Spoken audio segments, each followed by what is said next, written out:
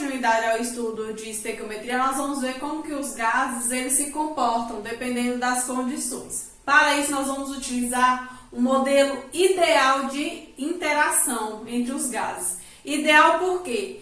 Porque a gente vai lidar com um modelo que na realidade é um pouco diferente, mas que esse modelo ideal nos permite entender como que um gás ele se comporta. Então, para a gente entender a teoria cinética dos gases, nós podemos dizer que ela nos mostra a relação entre pressão, volume e temperatura. Então, nós temos que o gás ele pode variar de acordo com a pressão, de acordo com o volume e de acordo com a temperatura. De acordo com os dois deles mudando e um permanecendo constante, tendo essas variações, nós vamos ver como que os gases eles se comportam. A teoria cinética dos gases, ela estuda como que esses gases eles se movimentam e como eles interagem entre si.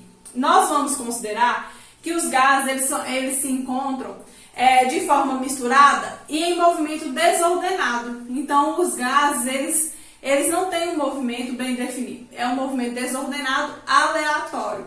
A molécula de gás ela vai interagir com outro gás apenas pelas colisões entre eles. E essas colisões, nós vamos considerar essas colisões elásticas, ou seja, é uma colisão que ela bate e volta, é uma colisão completamente elástica. As moléculas dos gases, elas são bem pequenas e o espaço em que elas ocupam possui mais espaços vazios do que realmente moléculas de gás, justamente devido a algumas características que esses gases possuem.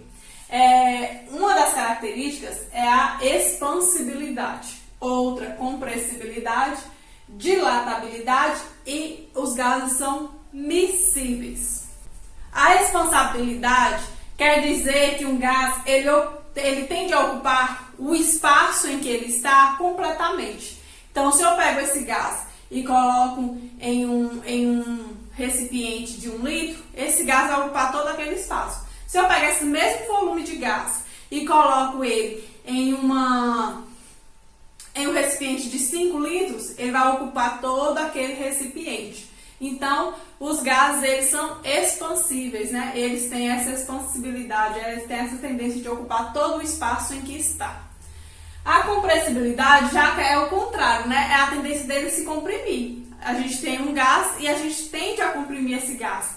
A mesma coisa quando a gente pega uma seringa e aperta o êmbolo dela, a gente está comprimindo o gás que tem ali dentro. Chega um ponto que a gente não consegue mais apertar a seringa, porque ali os gases eles já estão bem mais unidos do que se a gente diminuir a pressão ali. A dilatabilidade. A dilatabilidade significa que os gases eles têm essa tendência de dilatar dependendo da temperatura. Então, se a gente aumenta a temperatura, o gás ele dilata. E eles são miscíveis em qualquer proporção. Então, os gases, se a gente mistura qualquer quantidade deles, eles vão se misturar completamente. Miscíveis significa formar misturas homogêneas. Então, os gases eles têm essa tendência de formar misturas homogêneas em qualquer proporção. Agora, nós vamos ver como que os gases eles se comportam de acordo com algumas transformações de algumas variáveis. Então, as variáveis de um gás, ela pode ser pressão, temperatura e volume. Então, a pressão, eu coloquei aqui algumas unidades de medida que pode vir. A pressão ela pode vir em bar, atm ou pascal. A temperatura ela sempre vai vir em Kelvin. Aí, no caso, a temperatura em Kelvin vai ser igual. Temperatura em Kelvin é igual a temperatura em graus Celsius mais 273,15. Então, sempre que te der uma temperatura em graus Celsius, pedir para fazer algum cálculo aqui de variação de gás, nós vamos somar a temperatura que deu em graus Celsius com 273,15. E a gente tem a temperatura em Kelvin. E o volume é dado em metros cúbicos, que no caso, 1 metro cúbico é igual a 1000 litros.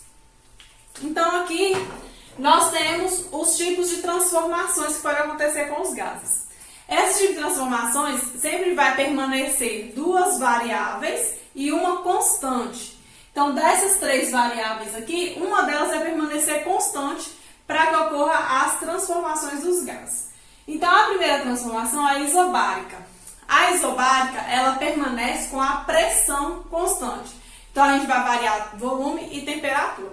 Um exemplo, a gente pega um gás e aquece ele. Para manter a mesma pressão, como as moléculas vão ficar mais agitadas, para manter a mesma pressão, o volume ele tem que ser aumentado. Então, aumenta na mesma proporção. Se eu dobro a temperatura, o volume dobra. Se eu triplico a temperatura, eu triplico também o volume.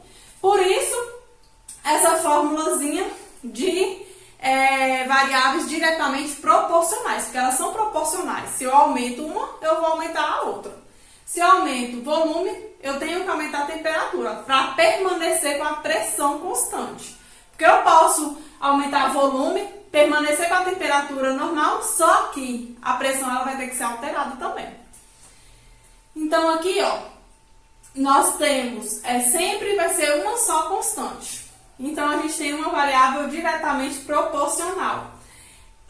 Como é uma variável diretamente proporcional, eu vou representar em forma de gráfico, ela vai vir sempre uma reta assim, porque elas são proporcionais.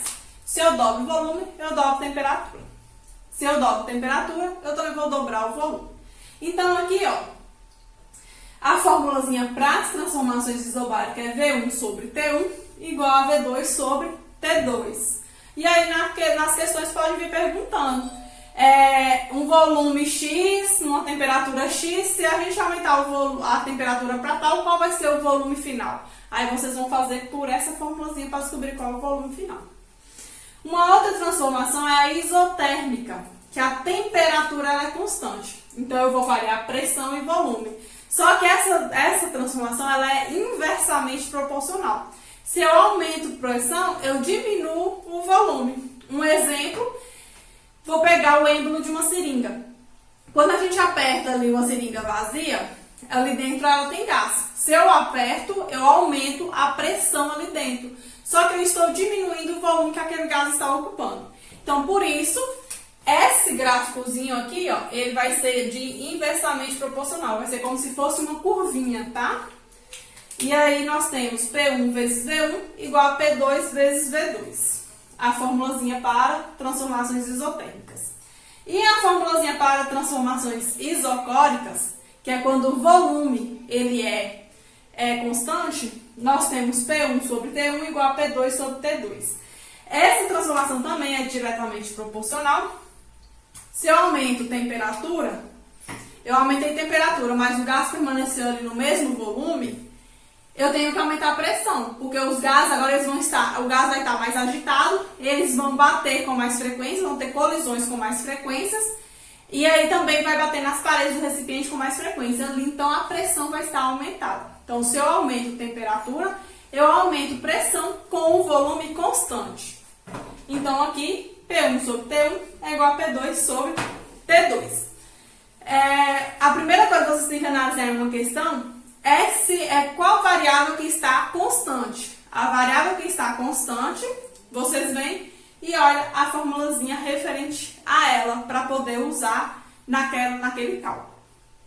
Aqueles três tipos de transformações, tanto a isobárica, a isotérmica e a isocórica, elas foram determinadas por alguns cientistas pela análise dos gases. Juntando as três contribuições desses cientistas, nós chegamos a um modelo de gás ideal. Esse modelo de gás ideal nos dá uma equação que é P vezes V igual a nRT. O P é a pressão, o V é volume. O N é número de mols, o R é a constante dos gases e o T é a temperatura. Lembrando, a pressão vai vir em Pascal, geralmente, pode ter alteração? Pode, mas geralmente pode vir em Pascal. Volume vai vir em metros cúbicos. Número de mols é a quantidade em mol, que a gente já fez alguns cálculos.